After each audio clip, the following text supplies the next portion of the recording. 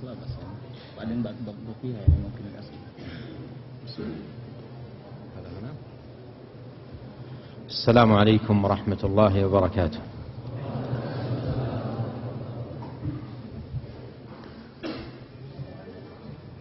بسم الله الرحمن الرحيم. إن الحمد لله نحمده ونستعينه ونستغفره ونتوب إليه ونعوذ بالله من شرور أنفسنا وسيئات أعمالنا.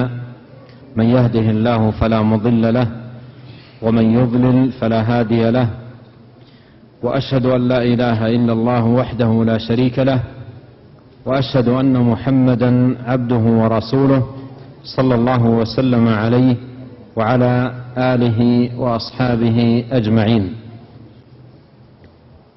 اللهم لا علم لنا إلا ما علمتنا، اللهم علمنا ما ينفعنا وزدنا علما وأصلح لنا شأننا كله ولا تكلنا إلى أنفسنا طرفة عين. أما بعد، أيها الإخوة الكرام، أسأل الله عز وجل بأسمائه الحسنى وصفاته العليا أن يبارك في جمعنا هذا، وأن يرزقنا جميعا الإخلاص والتوفيق والعون على كل خير، وأن لا يكلنا إلى أنفسنا طرفة عين، وأن يصلح لنا شأننا كله، وأن يجعلنا هداة مهتدين غير ضالين ولا مضلين، وأن يزيننا بزينة الإيمان، إنه تبارك وتعالى سميع مجيب. وحديثنا أيها الإخوة الأكارم في هذا اللقاء حديث عن الإيمان الذي هو أعظم المطالب وأجل المقاصد وأنبل الأهداف. الإيمان الذي به سعادة الدنيا والآخرة، وبه نيل رضا الله سبحانه وتعالى والفوز بثوابه جل وعلا. الإيمان الذي يترتب على وجوده كل خير في الدنيا والآخرة، ويترتب على فقده كل شر وبلاء.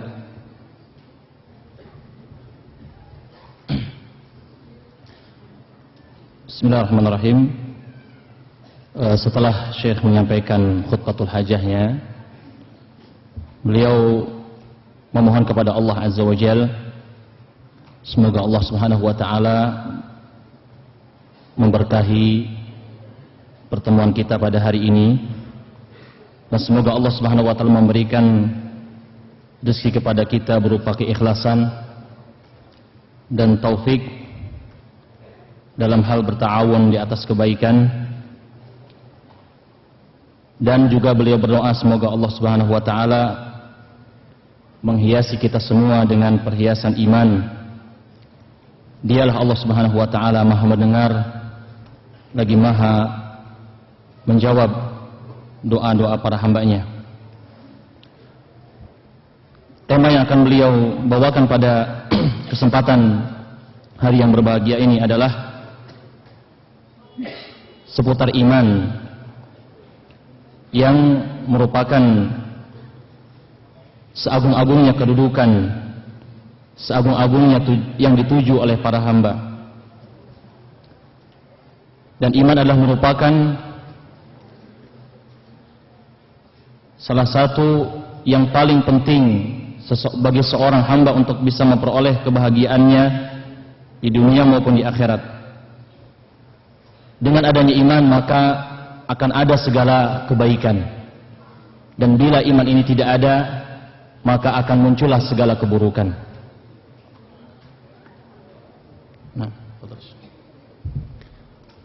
وثمرات الإيمان أيها الإخوة الكرام كثيرة لا حصر لها، عديدة لا تستقصى، فكل خير في الدنيا والآخرة ثمرة من ثمار الإيمان ونتيجة من نتائجه. والإيمان هبة ربانية ومنة إلهية يتفضل به سبحانه وتعالى على من شاء من عباده، منا منه سبحانه وتعالى وتكرما، كما قال الله عز وجل: ولكن الله حبب إليكم الإيمان وزينه في قلوبكم وكره إليكم الكفر والفسوق والعصيان أولئك هم الراشدون فضلا من الله ونعمة والله عليم حكيم. وقال الله تبارك وتعالى: ولولا فضل الله عليكم ورحمته ما زكى منكم من أحد أبدا ولكن الله يزكي من يشاء. وقال الله تبارك وتعالى: يمنون عليك أن أسلموا قل لا تمنوا علي إسلامكم بل الله يمن عليكم أن هداكم للإيمان إن كنتم صادقين. وفي الدعاء المأثور عن نبينا الكريم عليه الصلاة والسلام: اللهم زينا بزينة الإيمان واجعلنا هداة مهتدين.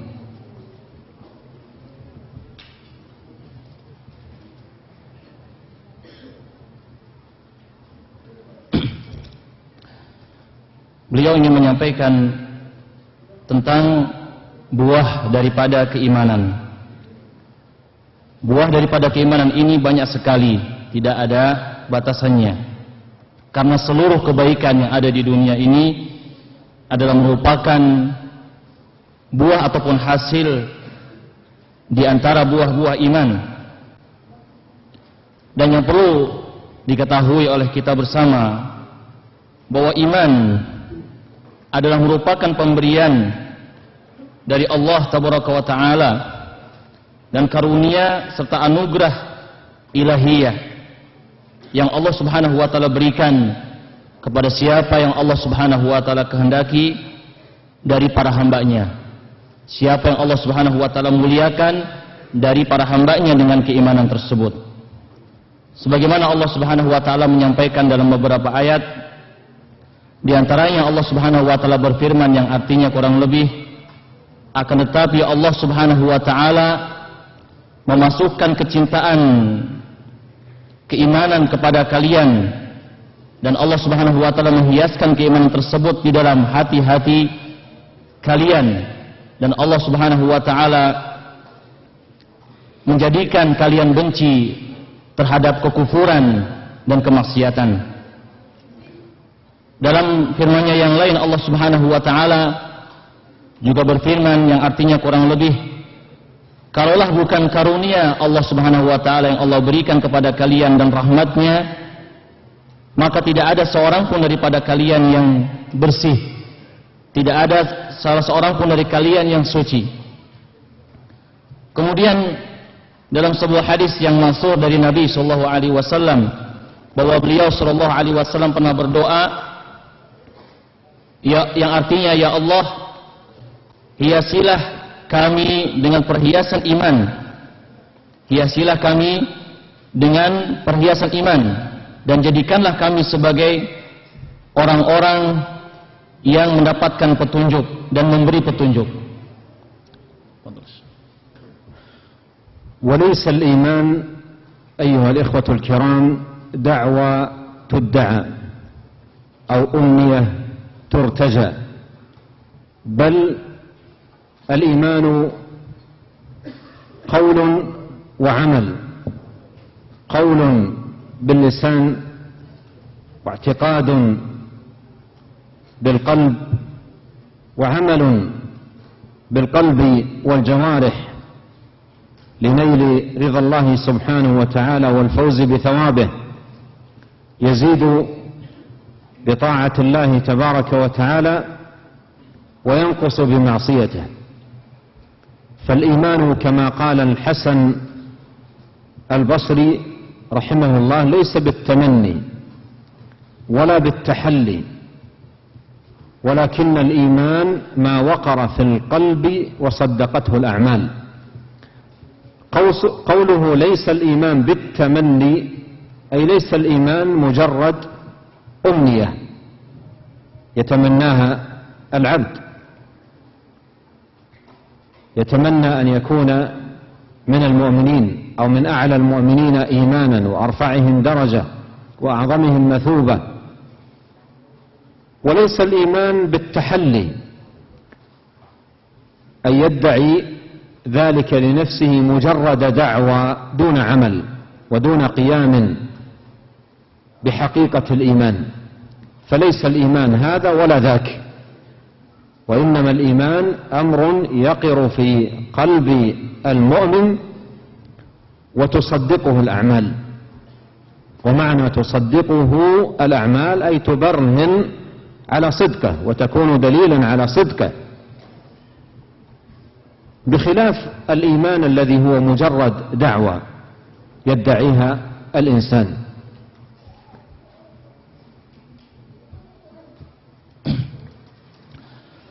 Beliau menyampaikan bahwa iman itu bukanlah sekedar klaim dan dakwaan belaka atau angan-angan belaka, tetapi iman itu adalah perkataan dan perbuatan. Perkataan yang meliputi perkataan lidah, sedangkan dan juga keyakinan dalam hati. Sedangkan perbuatan meliputi perbuatan dengan hati dan perbuatan dengan anggota badan, yang dengannya seorang dapat meraih kebahagiaan dari Allah Tabaraka wa Ta'ala. Dan iman ini akan bertambah dengan ketaatan kepada Allah Subhanahu wa Ta'ala dan berkurang dengan kemaksiatan kepadanya.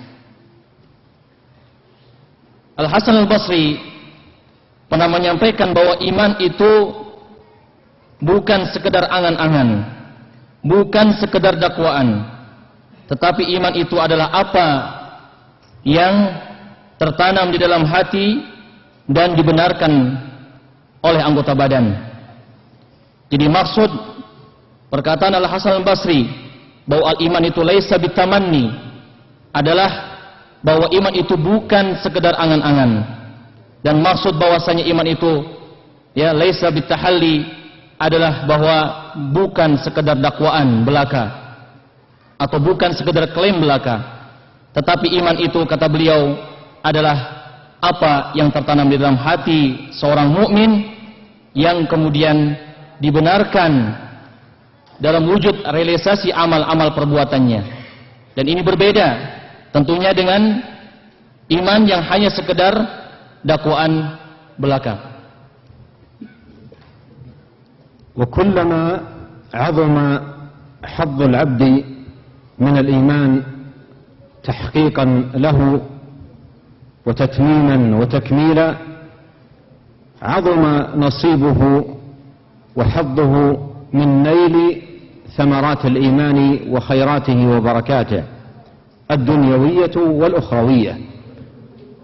ولهذا يتفاوت العباد في أجورهم وثوابهم بحسب تفاوتهم في حظهم ونصيبهم من الإيمان، ولكل درجات مما عملوا وليوفيهم أعمالهم وهم لا يظلمون. وأهل الإيمان فيه ليسوا على رتبة واحدة ولا على درجة واحدة، بل بينهم تفاوت بحسب حظهم ونصيبهم منه. قال الله تبارك وتعالى: ثم أورثنا الكتاب الذين اصطفينا من عبادنا فمنهم ظالم لنفسه ومنهم مقتصد ومنهم سابق بالخيرات بإذن الله ذلك هو الفضل الكبير جنات عدن يدخلونها. فذكر تبارك وتعالى أن عباده المصطفين على رتب ثلاث، فهم ليسوا على رتبة واحدة بل على رتب، وأساس ذلك هو حظهم ونصيبهم من الإيمان. فمنهم من يقوى إيمانه فيكون سابقا بالخيرات، ومنهم من يكون دون ذلك فيكون مقتصدا أي مقتصرا على الفرائض والواجبات، ومنهم من يظلم نفسه بتفريط في واجب من واجبات الإيمان أو ارتكاب محظور من محظوراته.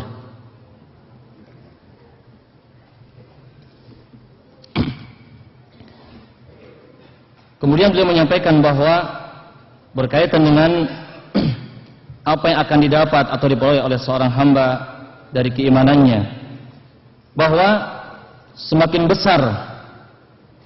besar bagian yang dia ambil daripada keimanannya tersebut dalam hal realisasi dia terhadap keimanan dan dalam hal menyempurnakan keimanannya, maka akan semakin besar pula bagian yang dia peroleh dari buah keimanan tersebut, baik itu di dunia maupun itu di akhirat.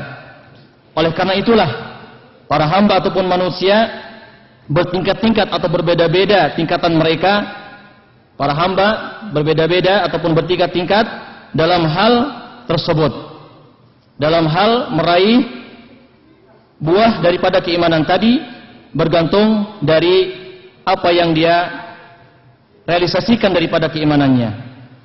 Sebagaimana Allah Subhanahu wa taala sudah mengisyaratkan tentang hal itu di dalam firman-Nya, yang artinya kurang lebih adalah bahwa masing-masing memiliki derajat dan tingkatannya dari apa yang mereka amalkan, Maka di sini beliau menyampaikan dan menegaskan intinya bahwa para hamba itu dalam hal keimanan tidak dalam tingkatan yang sama, tetapi mereka berbeda-beda tingkatannya. Sebagaimana Allah Subhanahu wa taala juga mengisyaratkan dalam firman-Nya yang lain dan membagi para hamba itu menjadi 3 golongan, setelah Allah Subhanahu wa taala mengatakan bahwa kami telah mewariskan Alkitab, yakni kepada orang-orang yang telah kami pilih dari para hamba kami. Kemudian Allah Subhanahu wa taala setelah itu memerinci golongan-golongan para hamba, maka di antara mereka ada yang tengah-tengah atau sedang-sedang ataupun pas-pasan dalam hal amal tersebut. Kemudian ada di antara mereka yang mendolimi dirinya sendiri, dan ada di antara mereka yang berlomba-lomba di dalam kebaikan. Inilah perbedaan-perbedaan tingkatan yang ada, yang diberitakan oleh Allah Subhanahu wa taala berkaitan dengan para hamba dalam hal keimanan. Dan yang menjadi asas dalam hal ini adalah semuanya bergantung kepada sejauh mana mereka mengambil bagian daripada keimanan kepada Allah Subhanahu wa taala. Maka di antara mereka ada yang memiliki keimanan yang kuat, yang kemudian mereka merealisasikan keimanan tersebut dengan baik, maka mereka itulah orang-orang yang berlomba-lomba dalam kebaikan, sehingga mereka pun akan mendapatkan tingkatan yang tertinggi daripada iman dan juga buah hasil yang paling tinggi pula. Dan di antara mereka ada yang kurang dari itu, yang tengah-tengah, yang pas-pasan, yaitu mencukupkan diri dengan perkara-perkara yang wajib dan dalam hal meninggalkan yang haram saja. Sedangkan di sana ada pula golongan orang-orang yang mendolimi dirinya sendiri, apakah itu dengan meninggalkan kewajiban ataukah dengan melakukan ataupun melanggar suatu kemaksiatan.